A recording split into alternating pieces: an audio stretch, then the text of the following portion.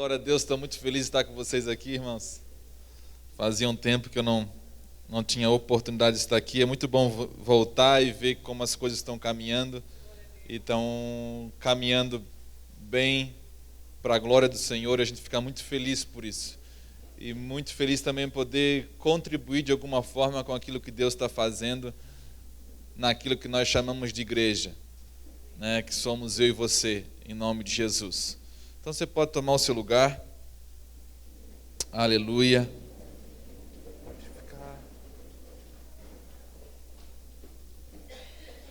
Aleluia. Nós vamos ministrar hoje e amanhã à noite. Nós vamos começar hoje, lógico, terminar amanhã à noite. São 2 dias, né? E nós temos ministrado isso nos últimos tempos e tem sido uma coisa a respeito ligado com o encargo que Deus tem nos dado nos últimos meses, nos últimos anos. E eu quero compartilhar com você sobre ser igreja. Eu creio que... Esses dias eu estava escutando um testemunho de uma igreja norte-americana, de um casal de missionários. Hoje já partiram com o Senhor, mas eles tiveram um chamado para um lugar em 1800 e, se eu não me engano, 37, há muito tempo atrás. Tempo que não tinha celular, não tinha rede social.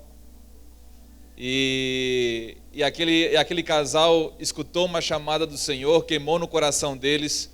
Eles conseguiram começar o seu ministério, ergueram um templo, serviram uma comunidade e assim viveram a vida deles, preparando uma geração, até que eles morreram. Essa geração continuou firme, até que essa segunda geração morreu e passou a terceira geração, a quarta geração. Em 1900 e alguma coisa, a única coisa que sobrou daquela congregação, daquele casal abençoado de pastores, missionários, que receberam um dia a palavra do Senhor, foi o cemitério atrás daquela congregação hoje nos Estados Unidos. Não existe mais nada. Apenas a memória nas lápides. Fotos, algumas fotos, ainda em preto e branco. Mas o último culto foi em 1900 talvez na segunda década. E não existe mais nada. Eu tive a oportunidade também de conhecer alguns templos que foram visitados e homens de Deus, heróis da fé, homens que presenciaram avivamentos, eles pregaram naqueles locais na Europa. Em 2015 eu visitei alguns lugares desses e alguns lugares inclusive tinha faixas: não sou mais uma igreja. Não existia mais nada, só apenas lembranças. Principalmente no cemitério onde aqueles homens foram sepultados. E fica uma pergunta, eu sempre tive uma pergunta no meu coração: por que, Senhor, que isso acontece? Por que nós temos muita facilidade de começar algo e dificuldade em continuar algo? Porque naquela época já tinha essa facilidade e hoje, nos nossos dias, ainda muito mais. Nós temos muita facilidade de começar bem. Como aquele ditado que diz, né? Cavalo paraguaio. É bom de arrancada, mas logo depois, irmãos, passando um tempo, passando os primeiros anos, principalmente a primeira geração, na segunda geração em diante, nós pecamos em algum momento que nós não temos mais sucesso naquilo que nós começamos a fazer. E um dos grandes problemas hoje da igreja, de ser igreja, eu creio, quando eu olho para as Escrituras, olho para a nossa realidade, olho para a história, olho para um breve prognóstico que eu posso fazer dos próximos anos, eu me sinto desafiado a uma coisa: a dar continuidade àquilo que Deus começou um dia. Foi por isso que se você lembrar do que Jesus fez, Jesus, ele se encarregou, ele ofertou, ele ofereceu a sua vida, debruçou a sua vida sobre mais tempo em desenvolver pessoas do que em qualquer coisa. Porque desenvolver pessoas é a garantia de que você vai ter continuidade. Desenvolver pessoas e não simplesmente prédio ou estrutura ou alguma coisa ligada à denominação é a garantia de que nós vamos não somente largar bem, mas nós vamos dar continuidade, principalmente na questão geracional. Que nós pecamos para muitas seitas, muitas outras religiões. Nós, como crentes, nós pecamos. Muitos crentes, eu creio, estão vivendo igual aquele, acho que é o rei Ezequias, se eu não estou enganado, que visitou a comitiva de Babilônia. Na época, levaram seus filhos presos, mas o profeta falou para ele que ele seria levado em segurança, em paz para os seus pais. E ele falou, não, glória a Deus, essa palavra é uma palavra boa, porque ele, o rei, seria levado em paz aos seus pais, não importava os filhos. E Deus, nas Escrituras, tudo que Deus faz, Ele não faz a um indivíduo, Ele faz a uma geração. É sempre uma geração. Quando Deus falou com Abraão, Ele não estava simplesmente vendo Abraão, Ele estava vendo nações que seriam abençoadas em Abraão. Deus conseguiu ver eu e você em Abraão. E quando nós vamos fazer igreja ou viver igreja, seja lá como que você deseja chamar isso, mas nós não temos isso em mente, que não diz respeito a nós. Isso que nós estamos vivendo aqui não diz respeito a nós, absolutamente não. Porque eu não sei você, mas eu não quero que a próxima geração lembre da minha quando vá simplesmente no cemitério e olhar ali na lápide, olha, lembrando que ali passou um irmão abençoado. Mas nós temos que ter no coração que nós estamos construindo algo. E o único jeito de construir algo que continue, não tem como construir algo que continue, que fique perpétuo, que passe de geração a geração, a não ser se for estabelecer bem a questão dos seus fundamentos. Os fundamentos são essenciais para quem quer construir algo que passe de geração a geração. Só que é muito difícil você falar sobre fundamentos hoje, em dias que não se valoriza aquilo que não se vê. Porque falar de fundamentos é falar do que não se vê. É falar de coisas que não são visíveis. Coisas que são visíveis é aquilo que mais impressiona o homem, são os acabamentos.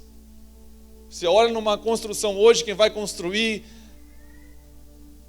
você vai ver que há muito mais dinheiro empregado no acabamento do que nos fundamentos. Não importa os fundamentos, importa é o que as pessoas vão ver. Quando você vai comprar algo, você não vai ver o ferro que foi usado no fundamento, a argamassa que foi usada no fundamento, você vai ver o acabamento do prédio, a construção, e é linda, não importa se vai durar ou não. O que mais impressiona o homem hoje é a performance, é a plástica. Eu lembro que há 13 anos atrás eu fui construir uma casa, a única casa que eu construí na realidade. E eu lembro que eu contratei uma equipe de pedreiro, ia 2 vezes por dia na obra, e eu, muito novo, 20 e poucos anos, não, eu tinha mais, tinha um pouco mais, irmão. O tempo passa rápido, mas enfim, eu tinha, na realidade, uns 30, quase 30 anos já. E é interessante que eu contratei uma equipe de pedreiros, 2 vezes por dia eu ia lá, separei um dinheiro, e na minha cabeça, aquele dinheiro ia dar para levantar, cobrir, levantar as paredes, rebocar a casa toda, enfim, ver a casa já meio que pronta. Só que aquele pedreiro começou a construir, e todo dia que eu ia lá, né, muito infeliz o pedreiro, ele toda hora chegava para mim, senhor Fernando, senhor, eu preciso de mais dinheiro, eu preciso de mais cimento e ferro. Eu assim, para quê? É para os fundamentos, senhor Fernando. E aquilo foi semanas no fundamento, e eu enterrei meu dinheiro ali. Aonde que você está disposto a empregar o seu esforço, os seus recursos? Porque ele começou a estabelecer os fundamentos. É interessante que fica bem na costa do morro, e o meu vizinho, que é depois da minha casa, descendo o morro, tem a minha casa, depois a casa dele, começou a construir na mesma hora. Enquanto eu estava fazendo os meus fundamentos, ele também estava fazendo o dele. E no meu terreno, glória a Deus por isso, todas as sapatas alcançaram a rocha a um pouco mais de 1 metro de profundidade. Isso é muito pouco. O dele foi 3 metros, a mais rasa. Eu vibrei, não por causa dele, por causa que foi o meu. Eu fiquei assim, se eu já gastei muito dinheiro a 1 metro, imagina 3. Deus foi bom comigo. E não me pergunte por quê, porque assim é na vida espiritual também. Alguns têm que cavar pouco, outros têm que cavar muito. Tem gente que é muito ruim, né? Tem gente que dá muito trabalho, e quanto mais trabalho você dá, mais você tem que cavar. Meu Deus! Porque, eu lembro de uma coisa, hoje quando eu olho a minha casa, eu agradeço a Deus por aquele pedreiro, porque não há uma rachadura na minha casa. E a minha casa está lá, firme. E não há nenhuma ameaça dela cair ou nenhuma rachadura estrutural. Nesses dias em Itajaí foi um dos prédios, eles mandaram todos os moradores sair. Um prédio de mais ou menos 10 andares. E um problema estrutural naquele prédio. Numa das paredes externas do 3º andar, se eu não estou enganado, alguns tijolos não tiveram argamassa em volta. E aquilo provocou, era uma construção, se não me engano, estrutural, que eles, não sei se é estrutural, é outra, que não tem as colunas, é tudo naquele tijolão de cimento, né? E 3 daqueles ficaram sem argamassa em volta, esqueceram. E aquilo ali provocou um problema estrutural e todos tiveram que sair até que aquilo fosse reparado. Problemas estruturais, problemas de fundamento são problemas muito sérios que comprometem toda a movimentação e o andar daquilo que nós estamos construindo. Tudo pode ser comprometido por causa dos fundamentos. E hoje, quando eu olho as construções, quando eu lembro quando eu construí, eu vejo que é muito mais fácil nós darmos valor para as coisas que são visíveis, porque ninguém vai na minha casa hoje e fala, pastor Fernando, que sapata maravilhosa da sua casa. Só eu sei o quanto esforço de dinheiro que eu empreguei ali. E assim na vida espiritual também, porque ninguém vê o seu esforço, o seu trabalho, quanto de recurso físico, espiritual, força, o recurso financeiro você emprega nos fundamentos. Ninguém vai ver. E ninguém vai postar isso nas redes sociais. Porque fundamento não se posta. Se posta é acabamento, se posta é a beleza externa. Fundamentos é aquilo que nós falamos do interior do homem. Não há como tirar imagem disso. Não há como tirar imagem. Fundamentos, ele só serve para uma coisa, para sustentar algo e para guardar algo nos dias ruins. Dias em que as correntes das águas vão vir ou os ventos fortes vão bater sobre aquela construção, porque eles vão vir. O fato é que hoje nós construímos coisas pensando que nunca vai acontecer absolutamente nada de mal conosco.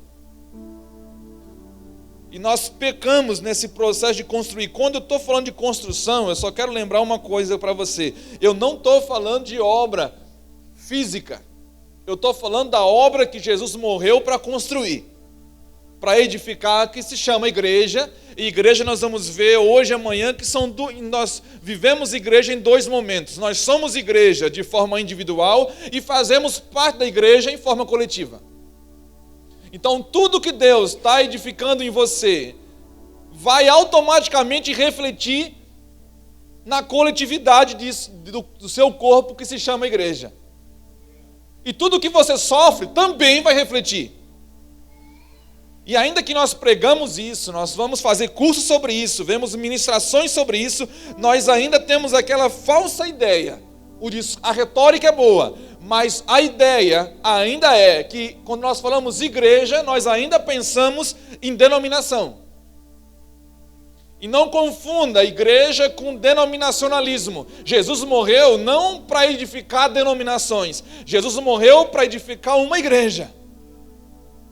E é muito complicado, porque quando você vai ver, por exemplo, Efésios 5, que diz que Jesus está lavando a igreja com a lavagem pela sua palavra, purificando ela, para ela se tornar pura, santa, sem mancha, sem mácula, sem ruga, para que um dia ela seja apresentada a si mesmo, para Ele mesmo.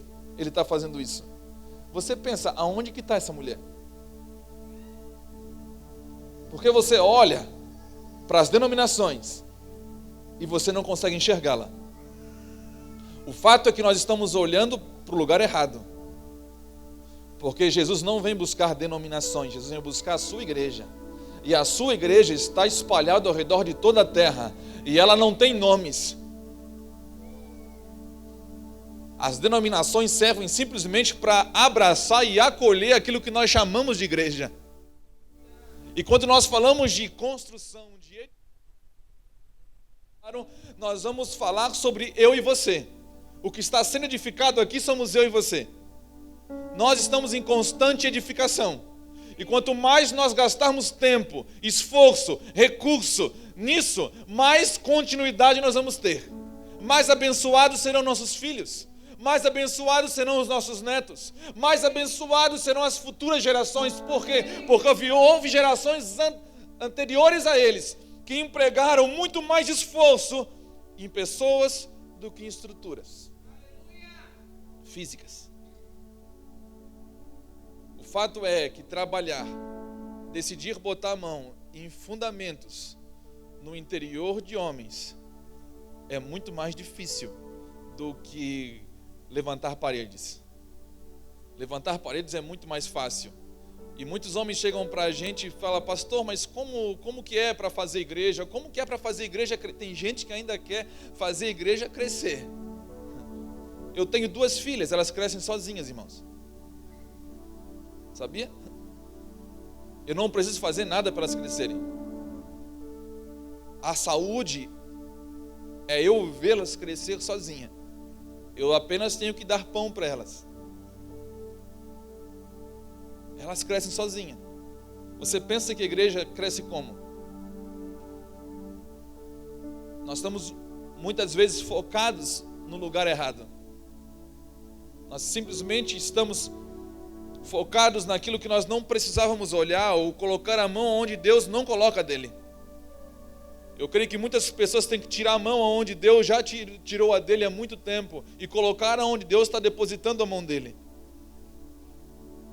Então, eu creio, quando eu vejo a igreja bíblica, a igreja dos nossos dias, eu tenho visto que um dos grandes problemas é exatamente esse que nós vamos ver essa noite, começar a ver essa noite, que se chama Fundamentos. Eu queria convidar você a abrir a palavra do Senhor em Lucas 6.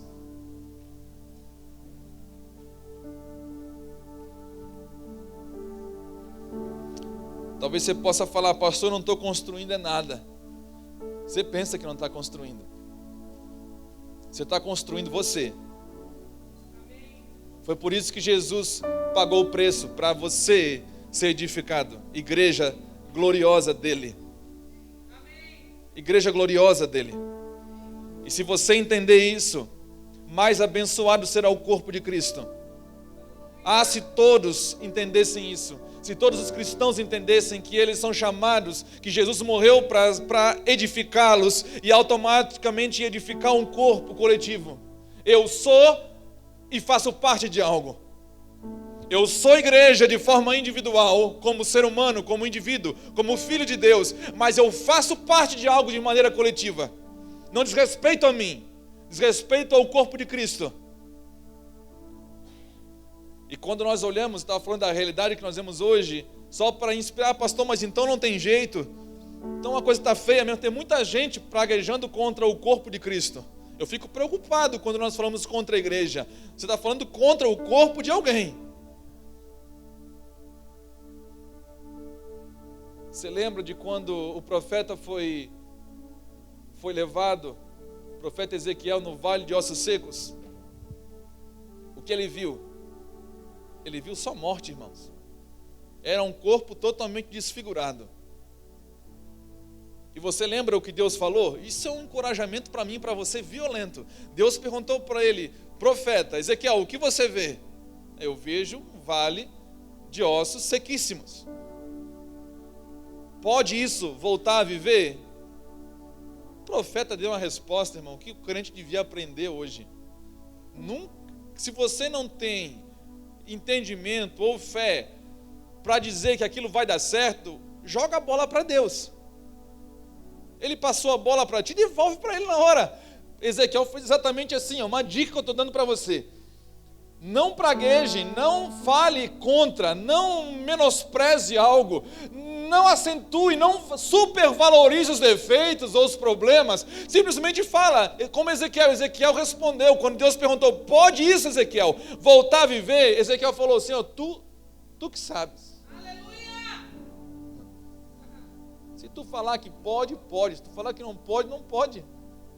Então Deus falou para ele: Ezequiel, Deus deu daí o segredo para mim e para você.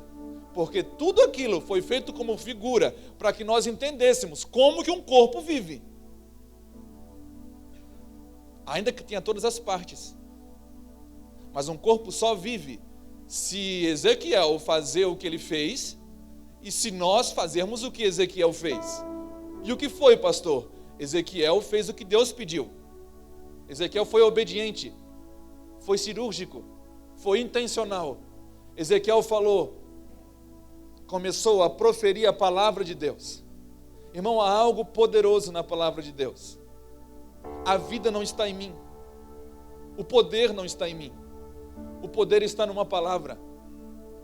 Se nós entendêssemos isso, que todo o poder, a virtude, a graça não está em mim, está na palavra de Deus, está no que Deus comissiona. E se eu crer simplesmente naquilo que Deus comissiona, como Ezequiel creu, Ezequiel profetiza a minha palavra. Simplesmente profetiza a minha palavra. E quando ele começou a profetizar, os ossos começaram a se ligar nos seus ossos, começou a haver carne, nervos, músculos, pele, e aquilo começou então a ter vida. Quando nós olhamos a igreja dos nossos dias, nós só conseguimos ficar contemplando ela morta ou desajustada, é porque faltam homens que simplesmente falem, mas não falem qualquer coisa. Falem a palavra de Deus, profetizem a palavra de Deus, porque a única forma de um corpo ser aperfeiçoado, de ter ligação, conexão nele, a ser aperfeiçoado, haver vida e haver pureza, é através da palavra de Deus. Jesus falou em Efésios 5, é pela lavagem da palavra, assim como um homem faz com a sua esposa, Cristo faz com a sua igreja. Cristo nos purifica, nos edifica. Ele confiou a homens a sua palavra e simplesmente ele creu, preparou 11 homens para que a sua palavra passasse de geração a geração. Agora eu entendo.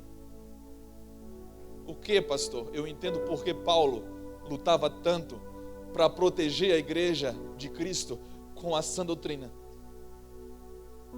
Porque Paulo sabia que somente a sã doutrina era a garantia de haver continuidade e a próxima geração não se perder. Por isso que agora eu entendo. Porque Deus pediu para os pais, inculca nos filhos a palavra do Senhor. Porque não é uma probabilidade daquele filho vir para o Senhor. É uma certeza de que o filho que ouve a palavra de Deus inculcada na sua mente e no seu coração, mais cedo ou mais tarde, essa semente vai eclodir, ela vai brotar. Só que essa não é uma responsabilidade minha e nem sua. Porque assim como as minhas filhas crescem de forma natural e sozinha, assim a igreja do Senhor nasce, ela cresce. Se tem uma responsabilidade que nós não precisamos ter como igreja, como líderes, como homens, como mulheres, como sacerdotes, é dar crescimento àquilo que só Deus faz. Se o tempo que nós estamos pensando, de que pastores estão pensando em como fazer a igreja crescer, encharcando púlpitos de coach, para fazer ministérios bombarem, Dá um upgrade em ministério. Irmão, vou te falar uma coisa. Existem várias formas de fazer ministério dar certo. Existem várias técnicas, várias estratégias, várias teologias que vão cooperar para o ministério crescer, para o ministério se tornar sólido. Mas só existe uma forma de se fazer igreja. Só existe um modelo para se viver igreja. Não existe dois. Existem técnicas para tudo. Glória a Deus que Deus não deixou uma cartilha, irmãos. Que as pessoas vêm para nós e perguntam, falei para vocês já, olha pastor, como que é para fazer a igreja crescer, ou desenvolver alguma coisa? Deus não deixou 10 passos. Não tem uma cartilha explicando para a gente como fazer isso. Deus deixou um modelo. Deus enviou um homem. Nele está tudo que nós precisamos saber como igreja. Ele é o único modelo. Ele é o grande modelo para mim e para você.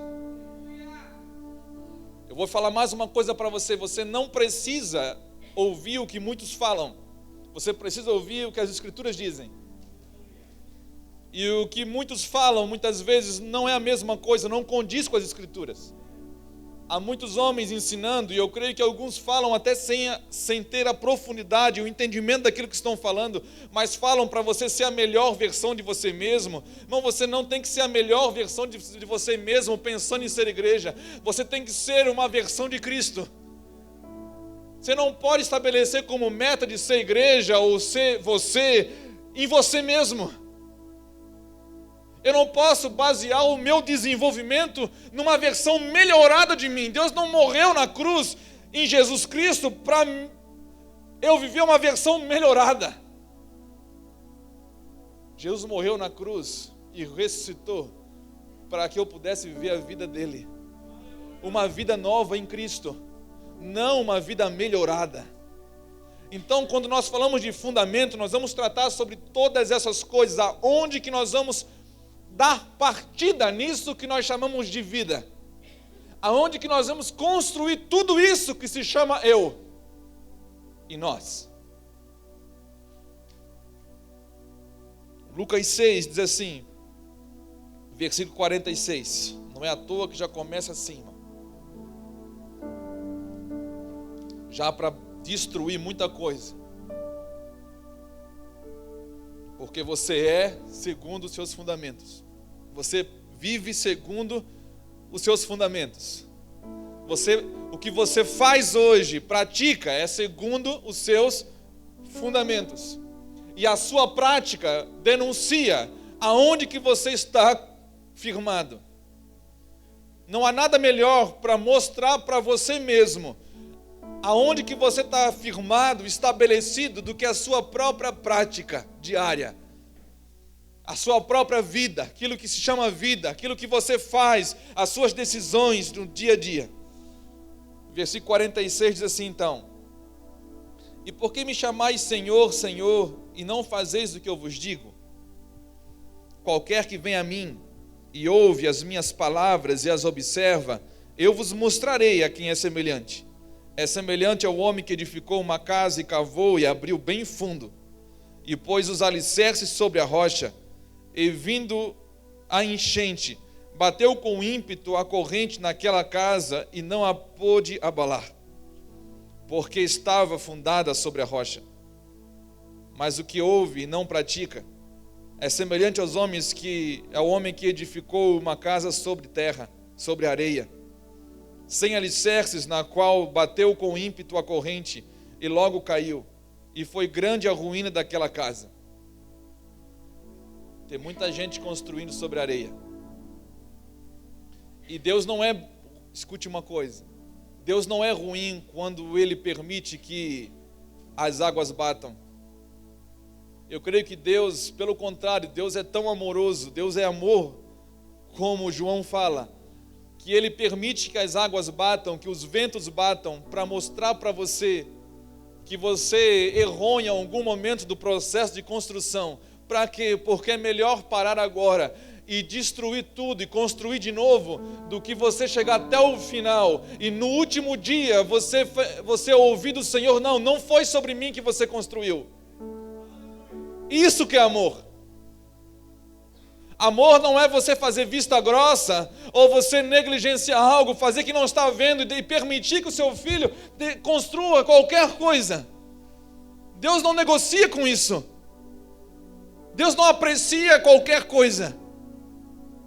Deus é um Deus de modelo, de exatidão, de clareza. Deus é um Deus de medidas exatas naquilo que Ele está construindo. Você vai lembrar, eu vou lembrar de 3 coisas que Deus pediu para construir nas Escrituras, para você lembrar. Um dia Deus chamou um homem chamado Noé. Você lembra? Deus pediu para Noé algo e Noé acreditou de todo o coração, de forma voluntária, ninguém o obrigou. E Noé acreditou de forma imediata, voluntariamente, imediatamente e de todo o coração. Isso faz toda a diferença para quem quer construir segundo o Senhor.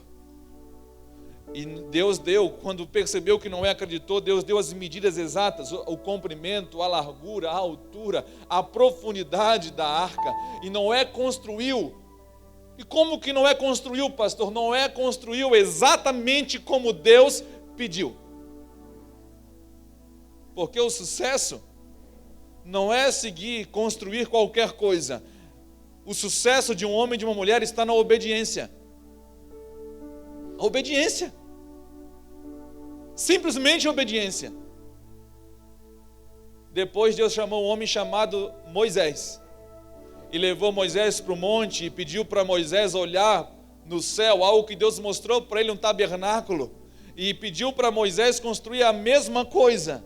Exatamente com as mesmas medidas. E Moisés construiu exatamente como Deus pediu. Ele creu e construiu. Mas é impressionante, homens que creem são diferenciados, homens que creem obedecem.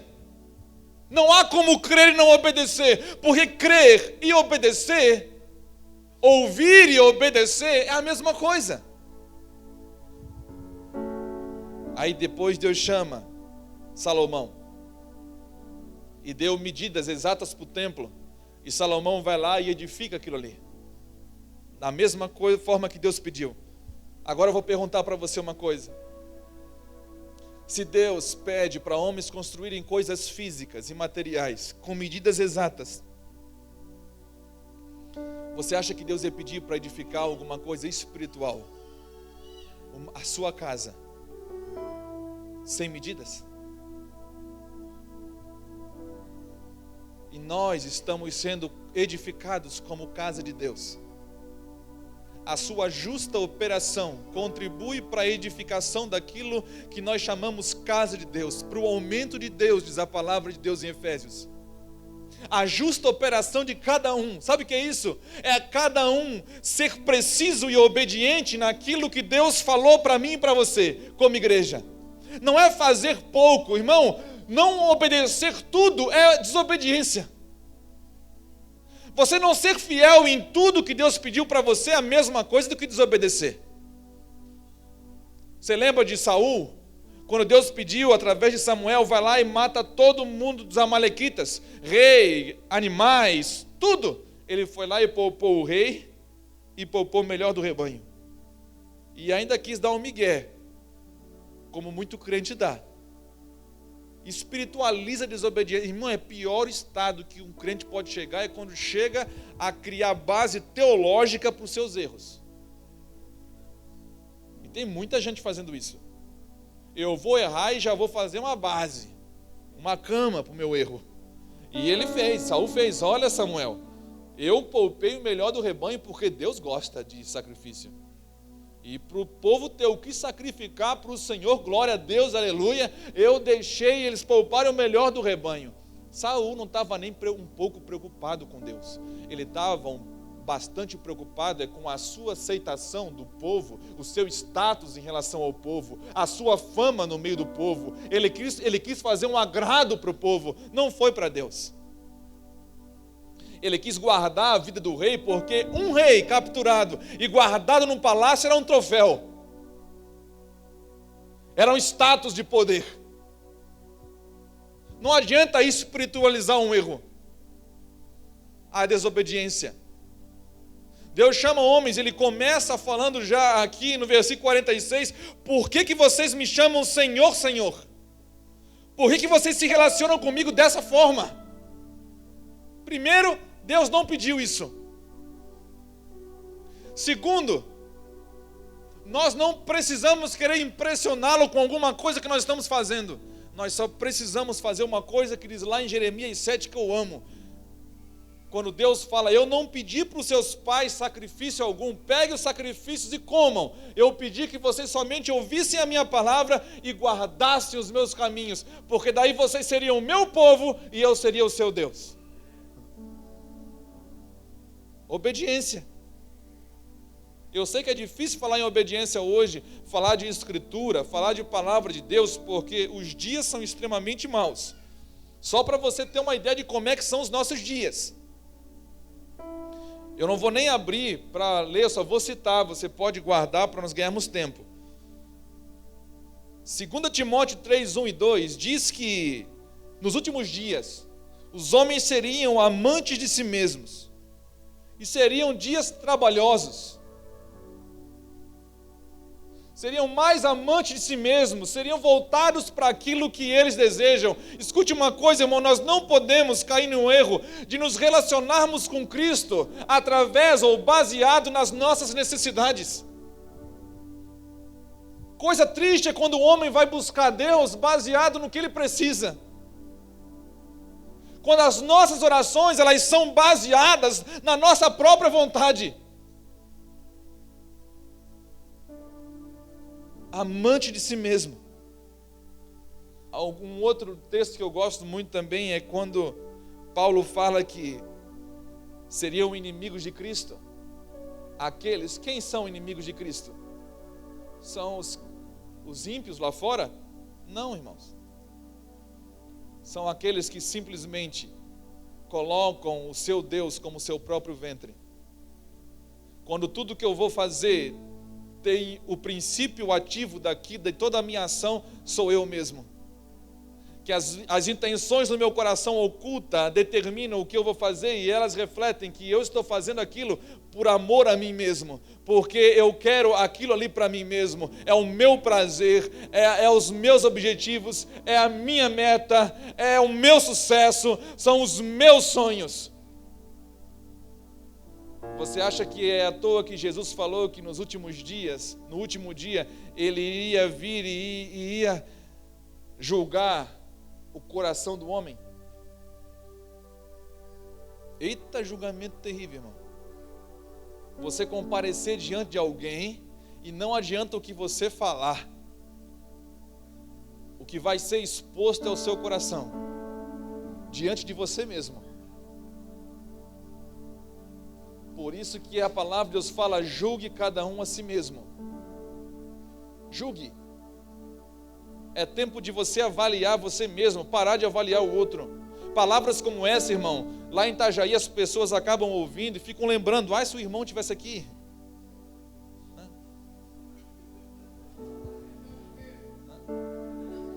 Se o fulano estivesse aqui, aquele miserável, ele precisava ouvir essa palavra. Irmão, quando a gente fala isso, tomara que não tenha ninguém aqui assim, mas quando a gente fala isso, nós estamos nos colocando no lugar de juiz. Na realidade, eu sou melhor do que ele. A palavra de Deus, irmãos, ela tem um poder tão grande, mas não quando você toca ela, é quando você deixa ela tocar você. Porque enquanto tem muito crente, irmãos, também lá em Itajaí, irmão, tem crente assim, eles pegam na Bíblia só no domingo ou na quarta. Fora isso, ela fica jogada no canto. Melhor que tivesse fechado do que aberta num salmo, né? Ainda são místicos, pensando que vai trazer sorte. Sua sorte é Jesus, irmãos. O que não for, isso é azar. Azar profundo ainda. Como diz a minha avó. Eita, azar profundo. É mais do que azar, irmãos. Está sem Cristo. E hoje as pessoas elas não têm mais amor a isso.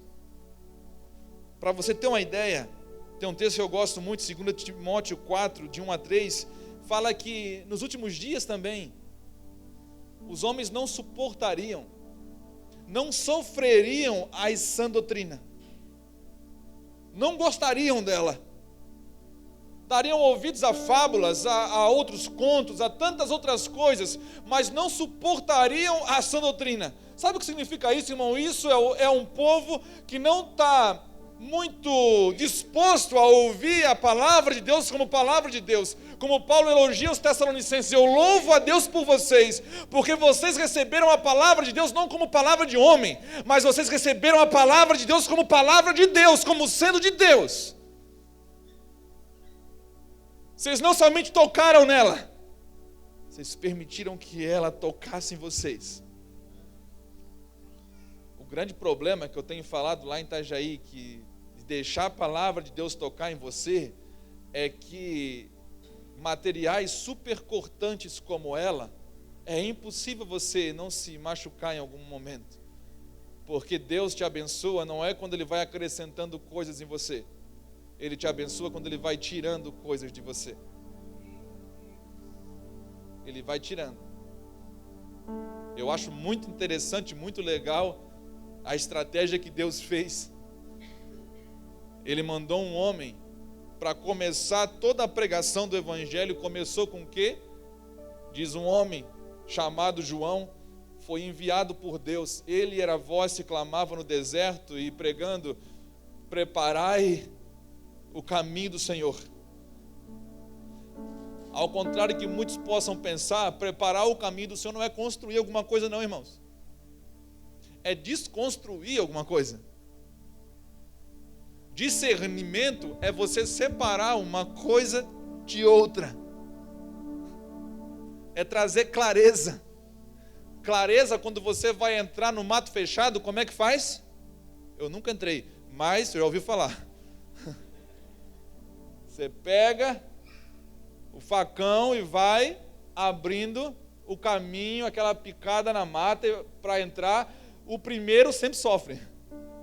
João Batista foi o que mais sofreu. Ele veio pregando o arrependimento, e o arrependimento é esse ato de você ser impactado com uma verdade, você crer nela, reconhecer o seu estado, automaticamente deixar aquilo que você tinha e seguir de uma forma diferente. Agora você só faz isso quando você sofre a palavra de Deus, quando você suporta a sã doutrina. Porque vocês me chamam Senhor, Senhor, e vocês não fazem o que eu vos digo. Quem ouve a mim e ouve as minhas palavras, eu direi o que é semelhante. Irmão, eu creio que o nosso grande desafio como igreja hoje não é bons sermões, boas palavras, bons seminários, mas está mais aí do que aqui. É nós decidirmos, nós não sermos meros ouvintes. A palavra fala: quem é o homem que ouve a palavra de Deus? Primeiro ele está falando de quem obedece. A grande sacada ali é a obediência. E a obediência é o ato de você ouvir algo e você obedecer. Deus assemelha o homem que ouve e obedece ao homem que, antes de construir, ele vai botar a mão na terra e cavar profundo. Até quando, pastor? Até achar a rocha.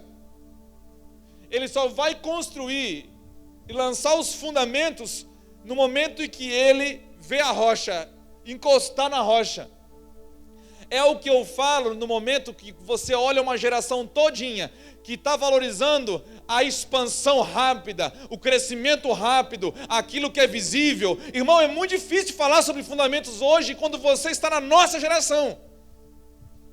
A nossa geração é a geração do Instagram, do Facebook, das redes sociais, aonde as pessoas não estão nem um pouco interessadas naquilo que não é visto.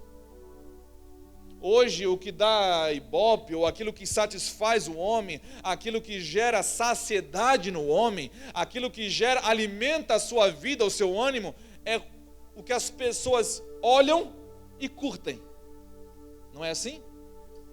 Você posta uma coisa, você vai lá para ver quantas pessoas já curtiram. Lá em Itajaí funciona assim. Aqui não, aqui você coloca, descansa, né? Nem vai lá para ver de novo no dia. Você lembra? Eu postei uma coisa. Você vai lá, não, irmão, lá em Itajaí não. Lá você posta e você de vez em quando vai lá ver quem curtiu. E se você tem um fulano não curtiu, você já fica, o crente já fica bravo com o outro. Nós temos inimizade virtual agora na igreja já. Se já não bastasse a dificuldade que é estar perto, agora tem a virtual também. E hoje as pessoas elas estão vivendo baseadas nisso, baseadas naquilo que é aparente, na sua performance. Imagina, irmão, a dificuldade de você viver o que eu vou falar agora para você. O que é o ato, pastor, de cavar? O ato de cavar é o que a palavra fala: bem-aventurado os humildes. Humilde é se esvaziar. Uma pessoa para cavar e trabalhar aonde não vai ser visto, aonde vai empregar recursos e não vai ver, vai suar e não vai ver. Ninguém vai falar para ele: olha que trabalho. Irmão, ninguém vai elogiar você por estar cavando hoje. Não espere elogio. Eles vão elogiar se você está construindo rápido. Cara, que rapidez. Qual é o segredo para você fazer igreja nessa velocidade, irmão? Todo mundo, eles viajam de norte a sul, irmão. Viajam continentes atrás de estratégias. Hoje os homens vão atrás de megas igrejas para saber qual é o segredo que aquele homem empregou ali para fazer uma mega estrutura. Eles não estão interessados no que Jesus já ensinou há 2000 anos atrás. Jesus ensinou, antes de construir, dedique-se aonde ninguém vai ver, se humilhe, se esvazie ao ponto de você simplesmente botar a mão na terra, cavar, e mãe, é coisa terrível, você vai afundando. Você não vai subindo. É ao contrário. No mundo, o status é subir rápido. No reino, é descer profundo. Quanto mais profundo, mais o alicerce vai ser forte. Irmão, é embaixo da terra, escute o que eu vou falar para você, que a bitola do ferro é mais larga, que o concreto é mais puro. Por quê? Porque quanto mais larga for a bitola do ferro, mais suporte vai dar para a construção que vem acima. Agora, pastor, eu não estou edificando nada. Eu vou falar para você de novo. Você que pensa que não está edificando. Nós não estamos falando de algo físico estrutural. Nós estamos falando de vidas. Essa construção aqui se chama você. Você de forma individual e você de forma coletiva. Agora abra comigo em 1 Coríntios 3.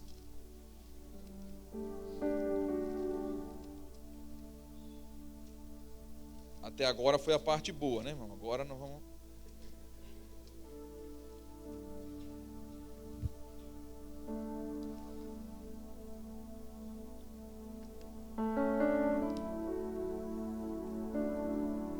Eu tenho orado pela cura da igreja, pela restauração da igreja. Eu amo a igreja porque eu amo também a minha vida. Amo a Cristo, então eu amo a igreja.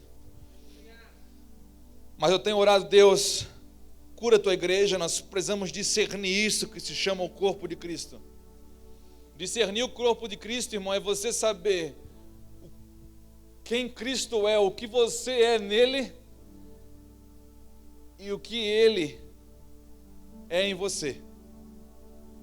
É o que você faz parte nisso que se chama corpo de Cristo. Estar em Cristo não pode ser como Cristo se tornou para muitos hoje, que se tornou algo relativo. Cuidado com os fundamentos, irmãos. Trocar fundamentos hoje implica em destruição amanhã. São pequenos detalhes que podem refletir. Escute uma coisa que eu vou falar para vocês. Um pequeno conceito alterado hoje pode não representar muita coisa para a nossa geração, mas para as futuras, isso vai se chamar uma cultura. Porque você muda um conceito hoje, você torna algo tolerável amanhã. Depois da manhã, algo normal. Depois de ser tolerado, ficar normal, isso vai ser aceito. E depois de ser aceito, o que se transforma, pastor? Se transforma numa cultura. Há um trabalho dia e noite das trevas, num sistema caído do mundo, de uma sociedade cada vez mais perversa, mais ímpia, que eles estão trabalhando não para ir contra e chocar diretamente a verdade que nós carregamos. Eles estão corroendo os fundamentos, porque a melhor forma de derrubar um prédio não é destruindo a parede lá de cima, é destruindo os fundamentos de baixo. Tudo vem abaixo, irmãos. Tudo vem abaixo. Então você negocia um princípio hoje. Há um fluxo desse mundo que não diz respeito aos de Cristo. Os de Cristo não deviam estar sendo levados pelo fluxo. O fluxo só pode levar gente morta. Vivo é que pode nadar contra a correnteza. E há muitos vivos que parece que estão deixando de se levar pelo fluxo desse mundo. Estão se deixando simplesmente levar, sendo levados e conduzidos, e não estão percebendo por quê? Porque não guardaram aquilo que eles precisavam ter guardado. Vou repetir para você, Jesus, ele gastou muito mais tempo e esforço construindo em 11 homens, porque um já era o filho da perdição, do que desenvolvendo qualquer coisa. Ele construiu em 11 homens, embutiu a sua verdade em 11 homens, porque ele sabia que se ele conseguisse fazer isso, era a certeza que ele poderia mudar o mundo. Porque o mundo, ele é mudado através de homens que guardam esse livro. E você pode pensar assim, pastor, mas uma cidade como essa tem milhões de habitantes. O que é uma igreja com 200 pessoas, 300 pessoas? Imagina se Jesus pensasse assim. É porque ainda nós associamos poder a nós mesmos. O poder não está em nós, o poder está na palavra. O poder está no comissionamento dele. Nós vamos ver isso amanhã. A forma de nós operarmos, a movimentação sadia da igreja em Cristo. Resgatar isso é fundamental, é vital para a igreja, para a nossa geração. 1 Coríntios 3, então vamos lá.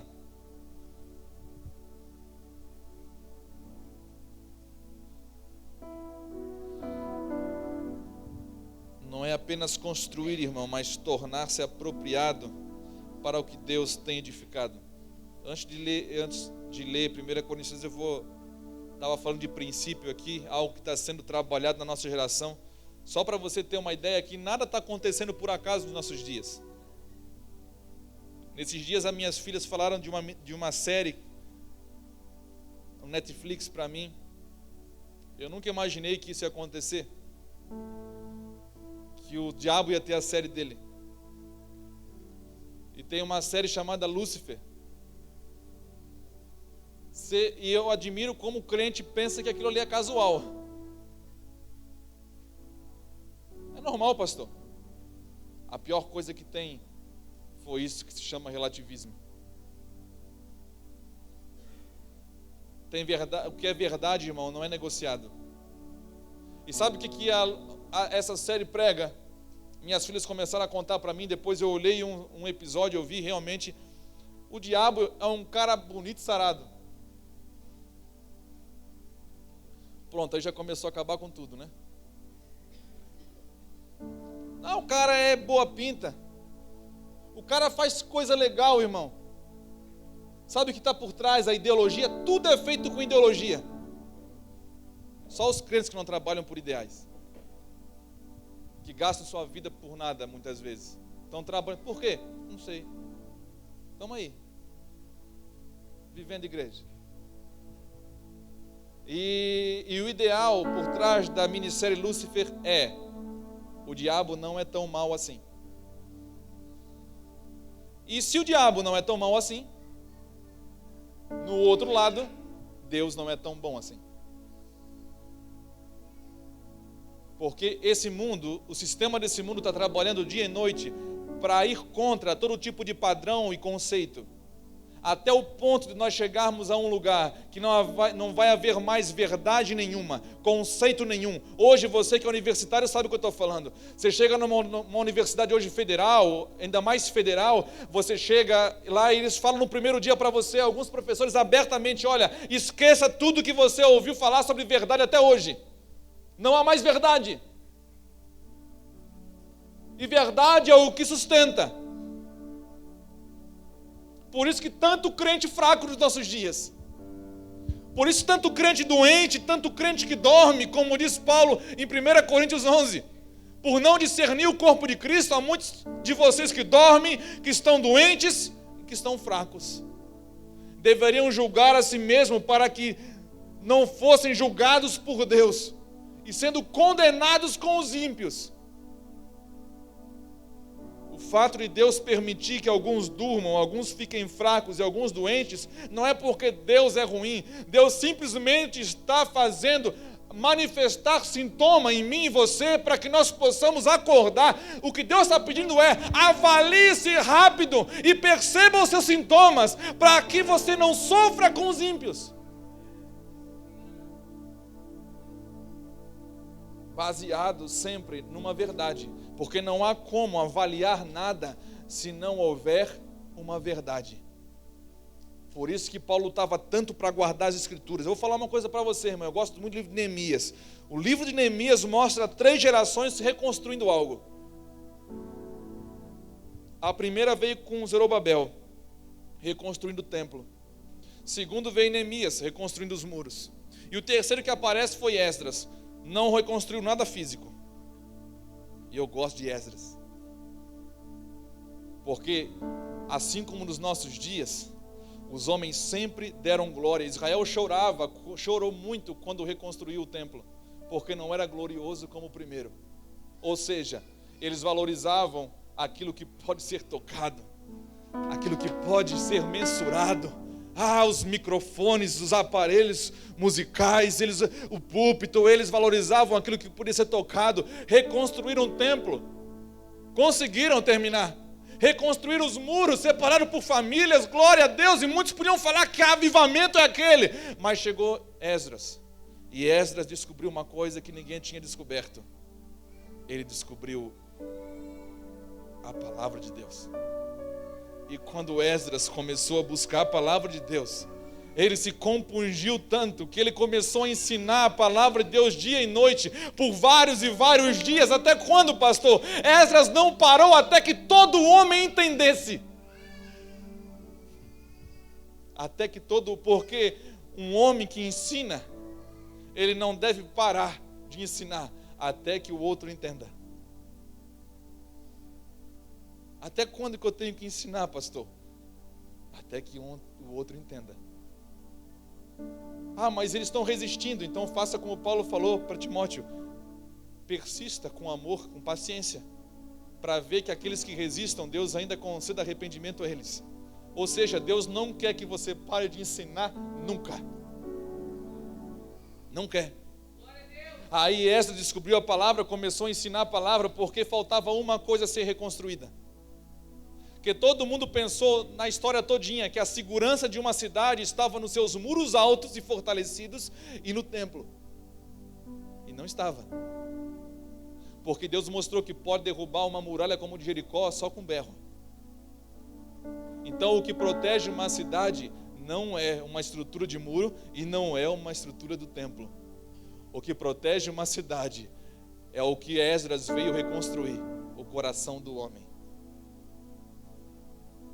Se vocês crerem e se vocês guardarem a minha palavra, Deus fala isso no Velho Testamento todinho, e Jesus vai repetir a mesma coisa claramente em João 15: se vocês estiverem em mim e as minhas palavras estiverem em vós, nós vamos ser um. A segurança não está nos muros, a segurança não está nos púlpitos. Se tirarem isso daqui de vocês, vocês podem se reunir em qualquer lugar, não pode mudar absolutamente nada. Se amanhã vir uma perseguição no Brasil e acabasse os templos, eu fico imaginando o que vai ser. Será que nós vamos ter que fazer igual Esdras e perceber que nós não somos adequados àquilo que Deus está construindo? Esdras descobriu, nós não somos adequados àquilo que Deus está construindo. Então nós precisamos curar o coração do homem. E só tem uma coisa que cura. Paulo falou para Timóteo, 1 Timóteo 4,16, Paulo falou o seguinte, nós já vamos ler 1 Coríntios 3, mas fica tranquilo. Mas eu quero ler 1 Timóteo, meu, antes. Aí depois a gente volta ali. Aí nós já vamos terminar. Timóteo. Primeira carta de Paulo a Timóteo. Capítulo 4, versículo 16. Essa é da boa, irmão. É forte essa. Essa você pode tomar durante todo o dia. Ela diz assim: tem cuidado de ti mesmo e da doutrina. Persevera nessas coisas, porque fazendo isto, te salvarás tanto a ti mesmo como os que te ouvem. Irmão, eu aprecio com bom gosto esse versículo. Paulo está falando para Timóteo o segredo para ele, o segredo para mim e para você, o que é ser bem-sucedido. Ser bem-sucedido é guardar a palavra de Deus. Cuida de você mesmo e da palavra do Senhor. Não negocie, persevera nela, guarde ela com tudo, não negocie por nada desse mundo. Não troque a palavra de Deus por nada, porque se você fizer isso, automaticamente, não é mágica, é automático, você vai salvar você e todos que te ouvem. Pode até resistir, irmão.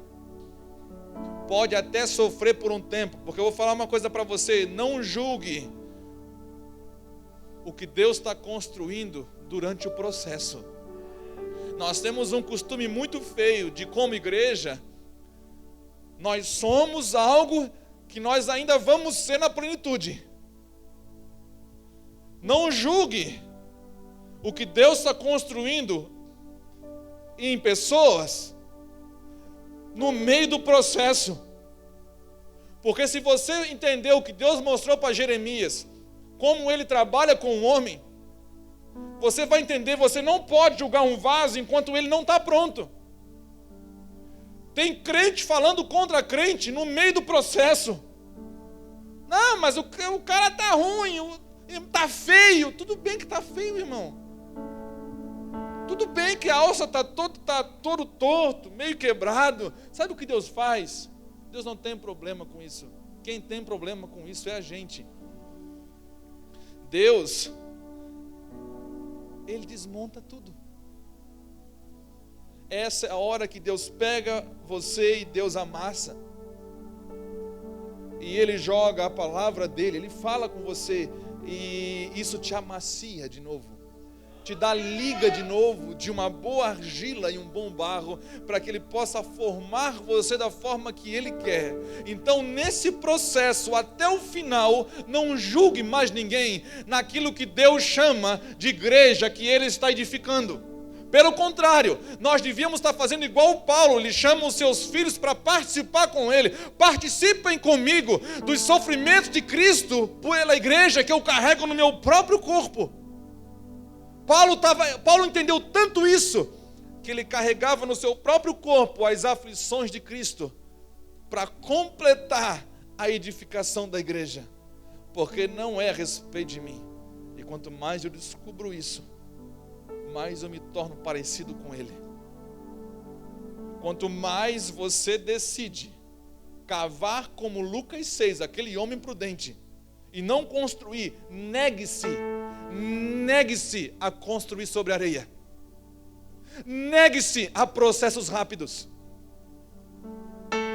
Negue-se a facilidades. No mundo de vantagens, no mundo que todo mundo tem que ter vantagem, no mundo que todo mundo tem que ganhar alguma coisa, negue-se. Essa não é a nossa cultura. O mundo, irmão, escute o que eu estou falando para você. O mundo está aculturando essa geração, ao passo que Cristo está aculturando seus filhos. Por isso que ele ensinou como que nós vamos ser aculturados por uma pátria que não chegou ainda. Porque o reino não está de modo visível, o reino está dentro de mim, de você. Então ele deu o segredo, quando ele ensinou a orar. Orem assim: Pai nosso que estás no céu, santificado seja o teu nome. Venha o quê? Venha a nós o teu reino. Isso é aculturamento. Ele está falando: peçam para o reino vir, e se o reino vir, vem com ele os seus princípios, os seus valores, a sua própria cultura. Jesus no seu reino tem uma própria cultura, que não é segundo a cultura desse mundo. E se você tiver a cultura desse mundo, nós podíamos pregar muito, tem uma palavra só sobre aculturamento em 1 Pedro, que fala muito claro sobre isso, e Pedro chamando a atenção: não dê ouvidos a isso. Nós temos a nossa própria cultura. A nossa própria cultura diz que crescer, ser bem-sucedido, é ser parecido com o modelo, que você vai se baixar e vai botar a mão na terra e vai cavar, vai se esvaziar. Cada cavada que você dá é um pedaço de você que cai, irmão. Cada pasada que você dá para abaixar é o orgulho que desmonta. Porque à medida que você está fazendo isso, você está vendo o camarada ali do lado só recebendo aplauso, porque está levantando a sua casa rápido. Quando você dá uma cavada aqui, olha para o outro lado e está vendo o outro. Irmão, se você não olhar para Cristo hoje, não restou muitos exemplos para mim e para você. Eu falando com as minhas filhas esses dias, elas choravam na mesa, e elas falavam: pai, eu falava: filha, procura um, que ponto que chega um pai, né? Procura um varão, filha, Deus vai te dar um homem de verdade. Nunca pensei que eu ia ter que fazer isso. Estou quase chegando a ensinar elas a fazer. Aí elas falaram, pai, chorando assim: pai, a gente não consegue ver. Não tem. Nossas amigas tudo fazem isso, nossos amigos tudo fazem aquilo. Não restou pessoas que querem ser exemplos. Por isso que Paulo, sabendo disso, da continuidade, ele falou: filho, guarda a palavra, cuida de você e da doutrina, porque essa é a garantia que nós vamos ter continuidade. Lembra do que Paulo falou para Timóteo também? Timóteo, meu filho, procura no meio de vocês homens idôneos. Para quê? Para que você possa instruí-los e deixar eles perceber em você o mesmo exemplo que você percebeu em mim, que eu percebi em Cristo, e assim nós vamos multiplicando e prosseguindo, dando continuidade a isso que Jesus começou. Procurem no meio de vocês homens que vocês possam investir. Invistam muito mais em homens do que em coisas. Invistam muito mais em homens do que em coisas materiais. Porque coisas materiais não dão continuidade. A Europa está cheia de templos fechados, que um dia já foram pregadores famosos, já pregaram lá, hoje são boates, são bares, são casas noturnas. Na América está acontecendo a mesma coisa. E você acha que isso não vai chegar no Brasil? Vamos lá para terminar. Meu Deus. Só vamos ler 1 Coríntios 13 e a gente termina amanhã.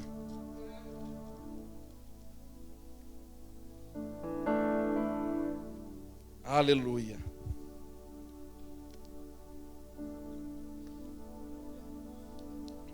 Versículo 11. Porque ninguém pode pôr outro fundamento além do que já está posto, o qual é Jesus Cristo. E se alguém sobre este fundamento formar um edifício de ouro, prata, pedras preciosas, madeira, feno e palha, a obra de cada um se manifestará na verdade, o dia a declarará, porque pelo fogo será descoberta. E o fogo provará qual seja a obra de cada um. Se a obra que alguém edificou nessa parte permanecer, esse receberá galardão. E se a obra de alguém se queimar, sofrerá detrimento, mas o tal será salvo, todavia como pelo fogo. Conselho de pastor, não queira descobrir o que é realmente o versículo 15. Não pague para ver.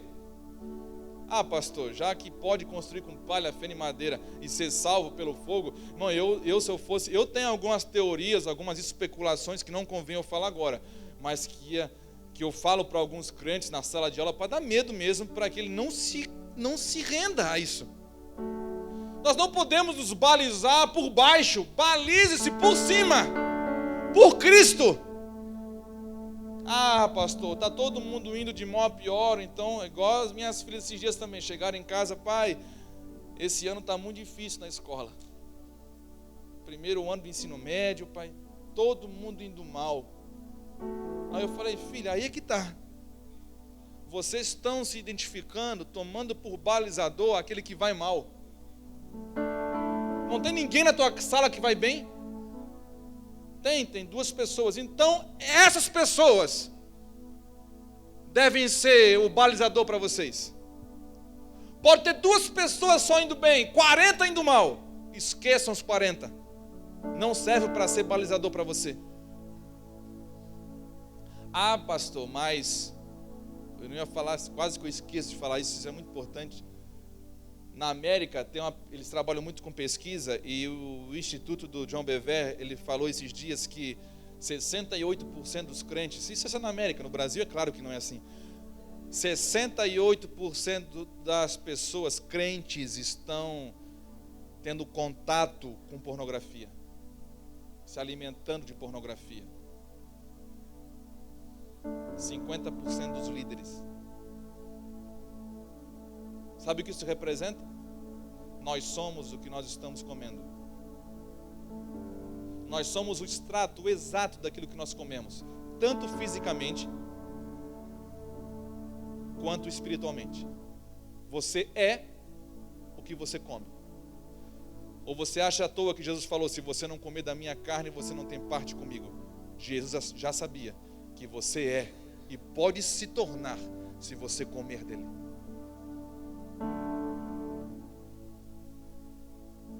O fato é que Paulo, quando escreveu 1 Coríntios 3, ele está falando para aqueles que estão em Cristo. Paulo falou para essa igreja de Coríntios, vocês podem ter muitos professores sobre Cristo, vocês podem ter muitos aios, muitos instrutores sobre Cristo, mas vocês não têm muitos pais, porque pai sou eu que gerei vocês em Cristo. Ensinar sobre Cristo é uma coisa, gerar alguém em Cristo é outra, completamente diferente. E ele está falando sobre pessoas que estão sendo instruídas, ensinadas sobre Cristo, que estão de alguma forma alicerçadas na rocha. Mas em algum momento que eles alcançaram a rocha, aí vem a segunda parte, colocar os alicerces, que são os fundamentos da fé. E depois dos alicerces, a qual Efésios fala que nós somos edificados sobre os fundamentos dos apóstolos e dos profetas, que estabeleceram os fundamentos da igreja. Agora depois, pastor, depois entra a minha e a sua parte, que é edificar essa casa. Aí ele fala, ele não está falando para ímpio, 1 Coríntios 3, ele está falando de um fogo que vai bater sobre a minha casa e sobre a sua casa. E ele está falando o seguinte, cuide bem como cada um de vocês estão construindo sobre Cristo. Ah, pastor, eu já alcancei Cristo, agora estou tranquilaço. Irmão, alcançar Cristo é a primeira parte. Agora vem a segunda, que é construir. E Paulo está alertando: cuide como cada um constrói, porque você vai sofrer com o fogo. O fogo purifica, e ele não somente purifica, ele declara se foi feito da maneira correta ou não. Pastor, eu estou fazendo a coisa certa. Você sabia que para cada coisa certa existe a maneira certa de fazê-la? Eu estou fazendo o bem, pastor. Deus não pediu para você fazer o bem só. Deus pediu para você fazer o bem segundo a palavra dele. Porque no último dia vai ter homens que vão chegar diante dele: Senhor, Senhor, nós fizemos maravilhas em teu nome, expulsamos demônio, curamos enfermos, fizemos, né? E o Senhor vai falar o que para eles? Eu nem conheço vocês. Não adianta dar carteirada em Jesus. Ó Senhor, está aqui, ó. Vai ter crente, irmão, que tem coisas que crente faz que até o diabo duvida. Vai ter crente que vai chegar diante do Senhor e vai querer pedir razão. Porque essa geração, irmãos, misericórdia, é uma geração que aprendeu a não se sujeitar a ninguém, a não ouvir ninguém, a ser conduzida pelos seus próprios interesses, pelos seus próprios valores e princípios. Não ouve mais ninguém. Eu acho que vai chegar, é essa geração que Jesus estava falando. Que não interessa, irmão, essa geração, se você falar que isso daqui, irmão, é uma garrafa, e ela falar que é uma bola, é uma bola. Sabe que na Europa já tem, o ensino é assim já. E está chegando aqui já. Eu tenho um amigo que morou na Europa, foi chamado no colégio porque a filha dele falou que a bola era redonda, em aula. E teimou com todo mundo. Aí o professor chegou, chamou ele assim: você, por favor, explique para sua filha que ela não pode falar simplesmente que a bola é redonda, porque a bola pode ser quadrada para o fulano que é amiguinho dela. Tá, mas como assim? A bola é redonda, desde sempre foi redonda. Não, mas se para o fulano for quadrada, tem que respeitar, é quadrada. É a morte de todas as verdades. Cuide como cada um está construindo, porque vai vir o fogo, e o fogo vai provar. E se você construiu com palha, feno e madeira, você até vai ser salvo, só que pelo fogo você vai queimado. Não queira saber como é isso. Você vai ser salvo como um tição arrebatado do fogo. Vai com cheiro de fumaça, irmão. Já queimou o dedo? Queimou a mão cozinhando? Se no físico dói, imagina espiritualmente. Se fisicamente são coisas que são reflexos das espirituais. Agora, quem constrói com ouro, prata e pedras preciosas vai receber uma coisa que ninguém fala mais, porque são coisas eternas. Receberá galardão. Ninguém prega mais sobre isso hoje. Isso está fora de moda, falar sobre galardão. A moda agora é falar sobre bênção. É carro, é casa, é dinheiro, quanto dinheiro que você tem na conta. Galardão fala de coisas eternas. Colossenses 3 fala: se vocês ressuscitaram com Cristo, olhai para as coisas que são de cima, aonde a sua vida está guardada nele, e quando ele voltar vai se manifestar. Paulo fala para Timóteo, em 2 Timóteo capítulo 4, eu completei a carreira, guardei a fé, e há uma coroa reservada para mim, um galardão reservado para mim, e não somente para mim, mas para todos aqueles que amam a vinda do Senhor. Essa breve e momentânea tribulação não se compara com o eterno peso de glória que tem preparado para mim e para você. Sabe quem tem coragem hoje de trabalhar em fundamentos, de rever fundamentos hoje? É quem não está olhando para cá. É quem está olhando para o Senhor. É quem está olhando para Cristo. Quem está tendo coragem de tirar os olhos da onde o mundo pede para você ficar fixado, está olhando com os olhos fitos em Cristo. É você pensar como Cristo, é você agir como Cristo, é você entender as coisas como Cristo. Essa é a palavra de fundamentos que eu queria deixar para você. Pastor, o que eu faço com isso tudo agora? reveja os seus fundamentos. Reveja como você está construindo. Pastor, 15 anos atrás eu vendi imóveis. Um dia eu fui pegar um imóvel para vender. Era um sobrado lindo. Mas lá no segundo andar, quando eu entrei, eu estava 3 meses sem vender. Eu pensei, essa casa eu vou vender rápido. Quando eu cheguei no quarto, tinha uma rachadura estrutural de cima a baixo. Aí o dono da casa falou para mim, não se preocupe, seu Fernando, que eu vou mandar o pedreiro vir aqui, vou dar uma embaçada aqui, vou mandar pintar e ninguém vai ver. Não faça isso. Não faça isso com você. Não é mais uma maquiagem que vai esconder o problema da igreja. A igreja não precisa de maquiagem hoje. A igreja precisa de cirurgia. É cirúrgico. Em nome de Jesus. Vamos orar? Você pode se colocar de pé? Me perdoa que passei um pouquinho do horário.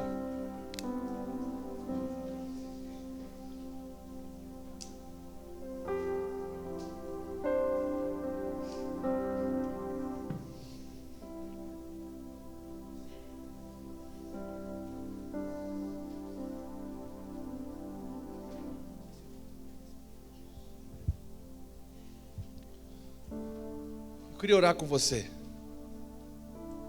Eu tenho clamado a Deus, irmãos, todos os dias, pela igreja, para que a igreja seja curada. E quando eu falo igreja, não é o Mevan. Quando eu falo igreja, sou eu. É você. Até quando, pastor? Até que Efésios se torne real em mim e você. Até que nós todos chegamos à estatura de Cristo, ao pleno conhecimento de Cristo, à estatura do varão perfeito, a nos tornarmos ruiós, teleios, completos em todo o processo espiritual de aperfeiçoamento. Em nome de Jesus. Se Deus ministrou com você hoje essa palavra, se você sentiu queimar como aqueles homens a caminho de Emaús, que quando Jesus falava, queimava algo dentro, eu quero orar com você em nome de Jesus. Não importa se for 1, se for 2, eu estou aqui para servir você. E eu preguei uma coisa para você hoje, que eu tenho sido pregado todos os dias. Esse é o encargo que Deus nos deu, em nome de Jesus, de edificar a sua igreja, de cuidar daquilo que Ele gosta, de se dedicar àquilo que Deus ama.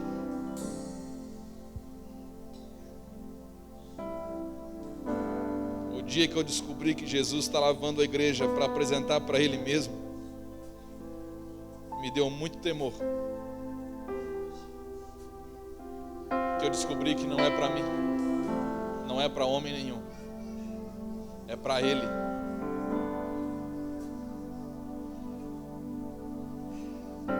Por isso que Paulo falou, qual é a minha glória? Para os Tessalonicenses, a minha glória é apresentar vocês para Ele. Pensou se todos os líderes entendessem isso? Se todos os pais entendessem isso?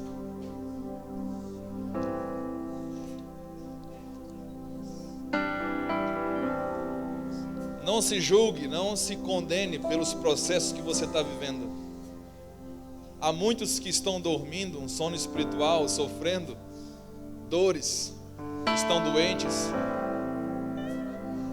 Mas é um sintoma para que você pare e você julgue você mesmo, faça uma análise e volte para o consultório daquele que é o médico dos médicos. No secreto, aonde você deixa de tratar Deus como objeto e você passa a ser o objeto nas mãos do Senhor. Ele está edificando você. Quero falar isso para você essa noite. Ele está edificando você. Você é tão importante que você faz parte de algo que Jesus chamou, que é o seu próprio corpo. Não menospreze uma coisa que não diz respeito a você, diz respeito a Cristo. O diabo quer que você se menospreze. O diabo quer tirar o valor de cada ser humano, de cada homem e cada mulher de Deus. O diabo não tem problema com um templo cheio de crente. O diabo tem problemas de templos cheios de pessoas em Cristo. Senhor, nós te adoramos, Pai. Vamos adorar a Deus enquanto o Senhor, o Espírito Santo, toca em você. Minha oração é que Ele toque em você, no seu coração. Há lugares que só o Senhor para tocar.